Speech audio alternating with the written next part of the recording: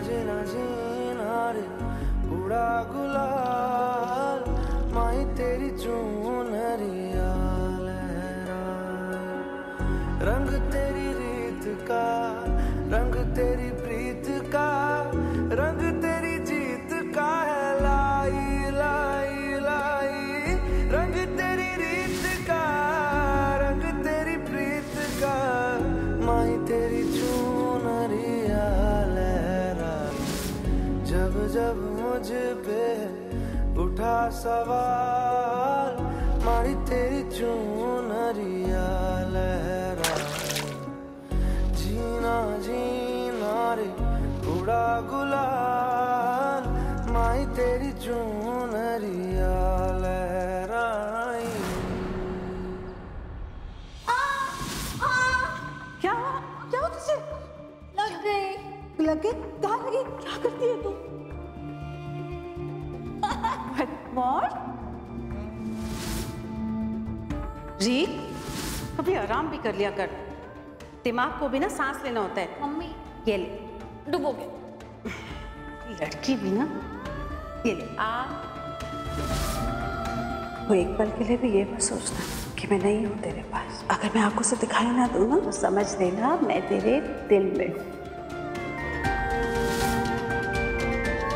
पता है ना, पांडवों की असली ताकत उनका एकजुट रहना था। फिर चाहे वो राजपाट हो या वनवास, उन्होंने कभी भी एक दूसरे का साथ नहीं छोड़ा। वीरेन, आज तक मैंने जो कुछ भी किया है उसका फल आज मिलने वाला है।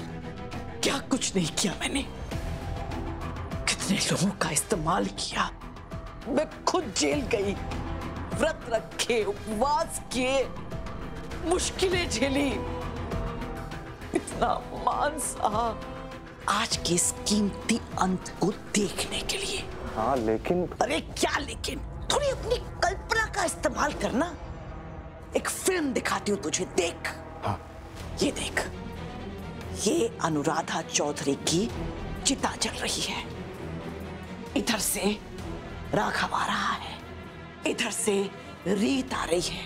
वो दोनों एक दूसरे की तरफ देख रहे हैं, लेकिन इस वक्त उन दोनों की आंखों में प्यार की ठंडक नहीं, नफरत की आग धधक रही है। और ये देख, रीत एकदम बारूद की तरह फूट पड़ी। लेकिन इसमें हमारे सपने नहीं, रीत और राघव के रिश्ते की धज्जियां उड़ गई।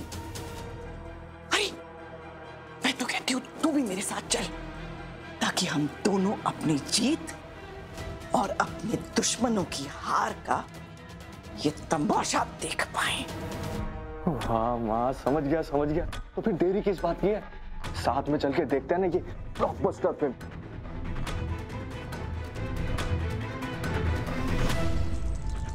दीदू, तो दूर क्यों खड़ी है? फिर पास आ। मम्मी को आखिरी बार अलविदा कहने का तुझे भी है। देख बेटा, भैया और भाभी ने कभी तुम दोनों बच्चों में भेदभाव नहीं समझा। अगर तुम भाभी को अग्नि दोगी तो उनको बहुत खुशी होगी। रंग तेरी रीत का, रंग तेरी प्रीत का, रंग तेरी जीत का है लाई लाई लाई। रंग तेरी रीत का, रंग तेरी प्रीत का, माही तेरी चुनरिया लहराई। जब जब मुझ पे उठा सवाल, माही तेरी चुनरिया लहराई। जीना जीना रे उड़ा गुलाल, माही तेरी चुनरिया लहराई।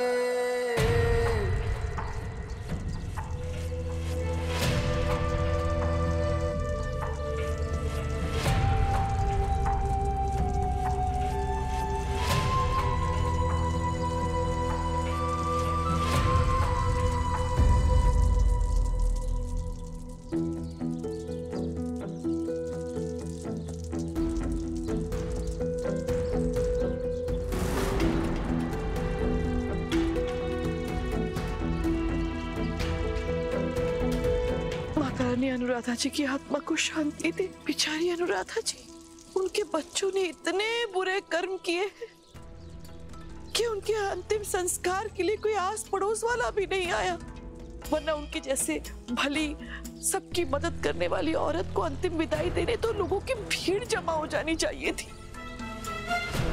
अच्छा हुआ ना राघव, हमने लोगों के कहे सुने पर ध्यान नहीं दी और दिल की सुनकर यहाँ चले आए।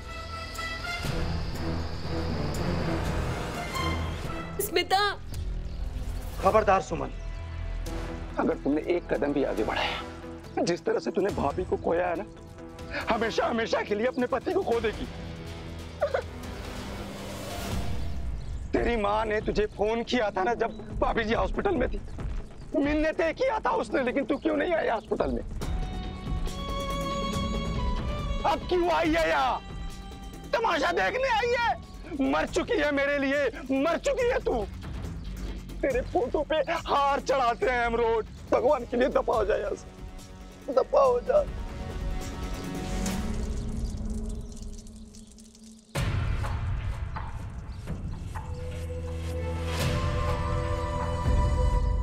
तुम यहाँ क्या कर रहे हो? रुक जा ध्रुव।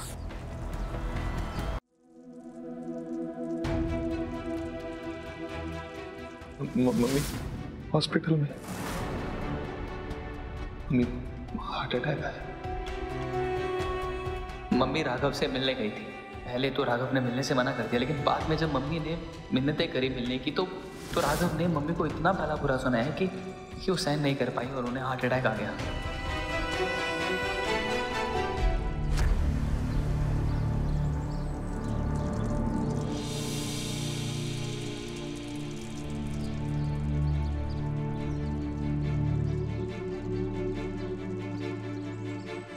कि हिम्मत कैसे हुई यहाँ आने की? क्या देखने आए आप? कि हम पूरी तरह बर्बाद हुए या नहीं, या अपने दिल को तसल्ली देने आए? कहीं कुछ बचा होगा तो वो भी बर्बाद कर देंगे ताकि रात में चैन की नींद सो सके, है ना? तो मैं आपको बता दूं मिस्टर राघव सूर्यवंशी, आप चैन की नींद सो सकते हैं क्योंकि सब बर्बाद कर दिया आपने। पहली बार आपने बहुत अच्छा काम किया है। अब आप हमसे कुछ नहीं छीन सकते क्योंकि हमारा तो सब बर्बाद हो गया।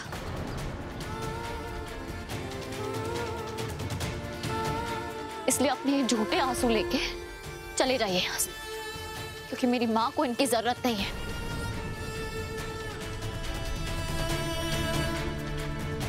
आपने हमसे हमारी माँ को छीना है। ऐसा क्या मांगा था उन्होंने आपसे जो आपने उनका इतना अपमान किया कि सिर्फ उनका दिल नहीं टूटा, उनके जीने की उम्मीद भी टूट गई। आपकी वजह से, आपसे ही मिलने आई थी ना वो।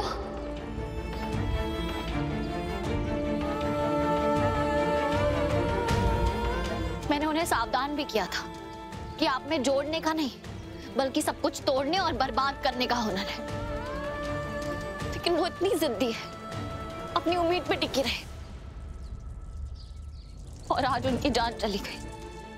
वो बेचारी कहाँ जानती थी कि आप तो बस मुझे अपनी माँ की मौत का दोषी मानते हैं और उन्हें भी सिर्फ मेरी माँ की नजरों से ही देखेंगे और ये मौका तो कभी नहीं छोड़ेंगे वो करने का जो आपको लगता है मैंने आपकी माँ के साथ किया है। तभी तो आपका बदला पूरा होगा ना। लेकिन मेरी माँ ये सब सोच ही नहीं सकी। वो तो अपने दिल में आपके लिए झूठे विश्वास के साथ इस दुनिया से चली गई। बस कर दी तू। इस इंसान को तुझे और कुछ समझाने की जरूरत नहीं है। और आप लोग प्लीज अभी के अभी यहां से चले जाइए। हमें हमारी माँ के साथ कुछ आखिरी पल अकेले बिताने हमें किसी की जरूरत नहीं है। कितने बदतमीज हो तुम दोनों भाई बहन। देखो आसपास कोई नहीं आया तुम्हारी माँ के अंतिम संस्कार के लिए, और तुम्हारी बहन ने जो हमारे साथ किया वो सब कुछ भुलाकर हम तुम्हारे दुख में तुम्हारा सहारा बनने आए और तुम हमें ही सुना रहे। चल राघव चल, चल यहाँ से। मुझसे बहुत बड़ी गलती हो गई कि मैं जबरदस्ती तुझे खींच कर यहाँ लेकर आई। मुझे नहीं पता था इन लोगों का दिमाग पूरी तरह से खराब हो चुका है। चल। 1 मिनट। अब क्या बाकी थी तू? कहना इनसे नहीं है, कहना अपनी माँ से, लेकिन इनका सुनना बहुत जरूरी है।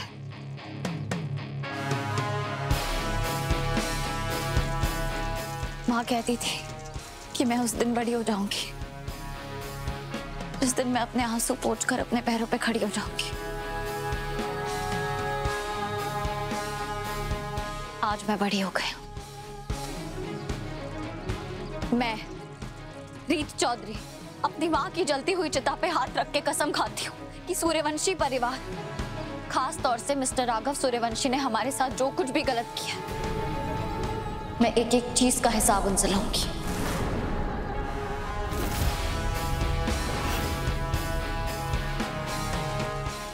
इंसान को कोई भी चीज इतना नहीं बदलती जितना उसके दिल पे लगी तकलीफ उसे बदल देती है।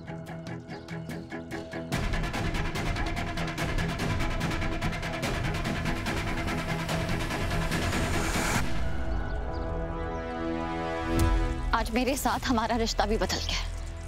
अब हमारा प्यार का नहीं, सिर्फ दर्द और नफरत का रिश्ता होगा।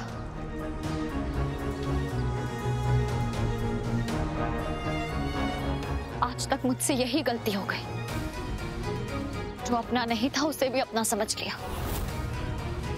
लेकिन आज मैं अपनी हर गलती सुधारूंगी। आप मुझे तलाक देना चाहते थे ना? गलती हो गई जो मैंने उस दिन साइन नहीं किया। अगर कर देती तो आज मेरे भाई और मेरे पास हमारी माँ होती, चाची के पास उनकी सहेली होती, चाचा के पास उनकी भाभी होती। मैंने अपने पूरे घर वालों की खुशियों को आग लगा दी, बलि चढ़ा दी उनकी खुशियों की, सिर्फ इस उम्मीद में कि एक दिन आप सच देखेंगे, मेरा सच, हमारे रिश्ते का सच। लेकिन मैं गलत थी, पर आज मेरी माँ की चिता के साथ मैंने हमारे रिश्ते का और उससे जुड़ी हर उम्मीद का अंतिम संस्कार कर दिया है।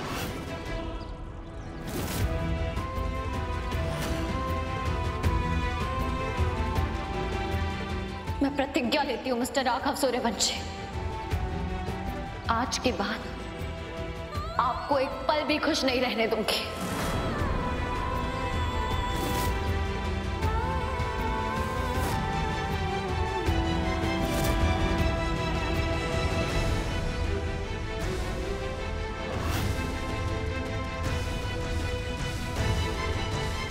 चल राघव, घर वापस चल। हमें यहाँ आना ही नहीं चाहिए था। मैं यहाँ खड़े खड़े अपने और अपने परिवार का अपमान नहीं सहूंगी।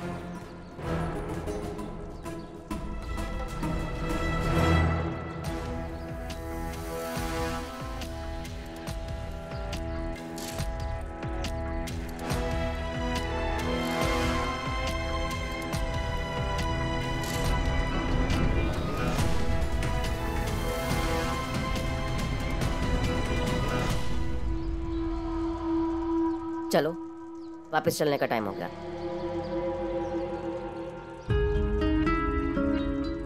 ध्रुव, मम्मी की अस्थियों को वहीं बहाना जहां वो चाहती थी, और अपना ध्यान रखना। चाचा चाची, अपना ख्याल रखना। ध्रुव का भी।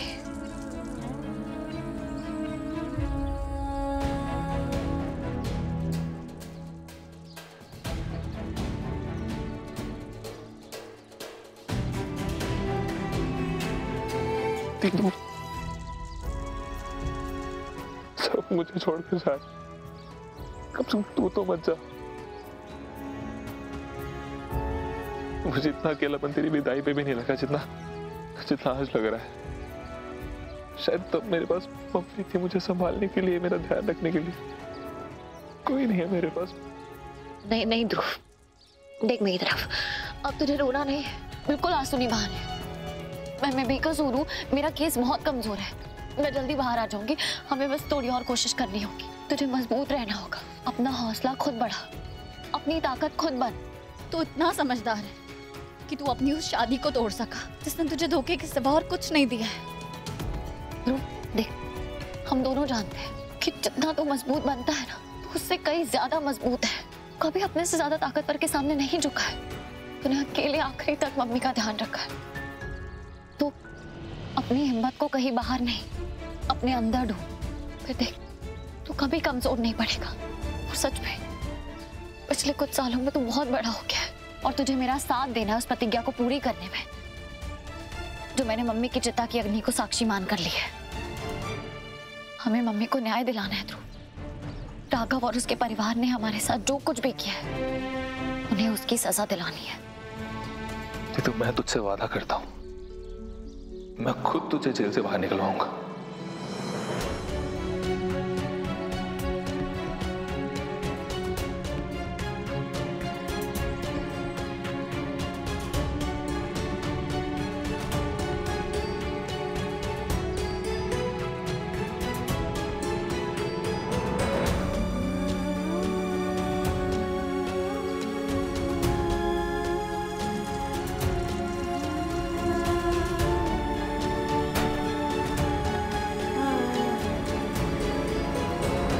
मम्मी को इतना भला बुरा सुनाया कि वो सहन नहीं कर पाई और उन्हें हार्ट अटैक आ गया।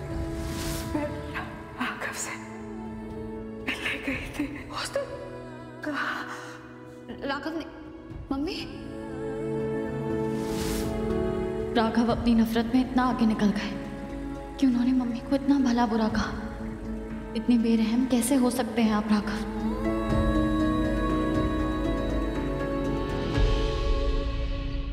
इसे कहते हैं धोबी का कुत्ता, ना घर का ना घाट का। इस हाउस में तो वैसे भी तुम्हारी कोई औकात थी नहीं। तो मैं ये सोच के बहुत खुश हूँ कि तुम्हारे मम्मी पापा ने भी तुम्हें तुम्हारी हैसियत दिखा ही थी। दिव्या, इसमें गलत क्या बोला मैंने? स्मिता, अपने आंसू बहाना बंद करो। वो परिवार तुम्हारे आंसू के लायक ही नहीं है। तुम सब कुछ भुलाकर अपने ताई जी के गुजर जाने पर शोक मनाने गई थी, लेकिन तुम्हारे भाई बहने जो तुम्हारी बेइज्जती की, वो देखकर मेरा दिल टूट रहा था। तुम्हारे माँ बाप की नाराजगी मैं समझ सकती हूँ, लेकिन रीत और ध्रुव, उन्हें कहने के लिए तो मेरे पास शब्द ही नहीं है।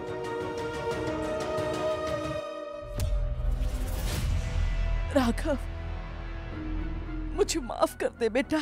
मेरे इतना जोर डालने पर ही तू अनुराधा जी के अंतिम संस्कार में जाने के लिए राजी हुआ, लेकिन वहां जो कुछ हुआ बेटा, मैं कैसे समझ पाती। हम तो हमारी अच्छाई के चलते किसी के गुजर जाने पर अपनी सांत्वना देने गए थे, लेकिन रीत ने जिस तरह से तेरा अपमान किया और ध्रुव ने अपनी बहन का साथ दिया, ये ठीक नहीं हुआ बेटा। मुझे माफ कर दे। तेरा अपमान सिर्फ मेरी वजह से हुआ, मुझे माफ कर दे बेटा। देखा, कर दी वापस उन लोगों ने बेइज्जती। देखा भैया, वैसा ही हुआ जैसे मैंने कहा था। थैंक गॉड मैं आपकी बात मान के ना वहां गई नहीं, तो आप लोगों को पता चल चुका होगा ना कि वो भाई बहन कितना गिर सकते हैं। एंड भैया फाइनली आई रियली होप आपके दिल में कोई शक नहीं रह गया होगा कि रीत चौधरी कभी नहीं सुधर सकती। सुधर सकते? उसने तेरे भाई को तलाक देने की धमकी दी है।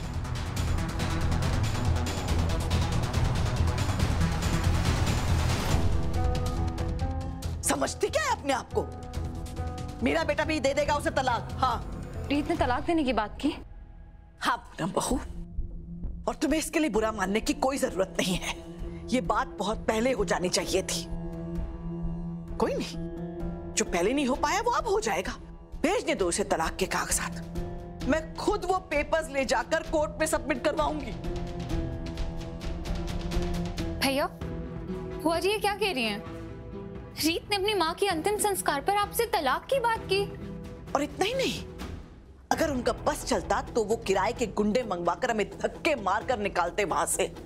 तुझे पता है उन्नति बिटिया, चौधरीज ने अपना नाम इतना बदनाम कर लिया है कि उनके मोहल्ले से एक भी इंसान नहीं आया था अनुराधा जी के लिए आंसू बहाने। लेकिन फिर भी रीत अपनी अकड़ दिखाने से बाज नहीं आई। हम जो इक्का दुक्का लोग गए थे अनुराधा जी को भावपूर्ण श्रद्धांजलि अर्पित करने के लिए, हमारा भी अपमान कर दिया सबके सामने। मुझे तो विश्वास ही नहीं हो रहा आपने रीत को पलटकर जवाब क्यों नहीं दिया। वजह क्या है कि आप इतना चुप है भैया? एक मिनट, कहीं आपको उसकी हालत देखकर उस पर दया तो नहीं आ रही? मुझे कोई फर्क नहीं पड़ता कि वो मुझसे क्यों नफरत करती है या मुझसे क्यों गुस्सा है। मैं वहां माँ का शोक मनाने गया था। रीत जानती थी कि माँ के साथ मेरा क्या रिश्ता था, उसके बावजूद उसने माँ के साथ रिश्ता जुटला दिया, उस रिश्ते को मानने से इनकार कर दिया। वो मेरी गलतियां मुझे ऐसे गिनवा रही थी जैसे उसके साथ जो भी हुआ है वो मैंने ही किया है, लेकिन नहीं, उसकी जिम्मेदार वो खुद है, उसका घमंड है। पर कोई बात नहीं, वो इस भ्रम में रह सकती है। माँ वो आखिरी डोर थी जिन्होंने मुझे रीत के साथ जोड़े रखा था, और उनके जाने के बाद वो डोर भी टूट गई। और अब चौधरी परिवार का हर इंसान मेरे लिए सिर्फ एक अनजान आदमी है और कुछ नहीं। और तू दया की बात कर रही है, मुझे उससे कोई दया नहीं आ रही उन्हें, क्योंकि वो मेरी अब कुछ नहीं लगती।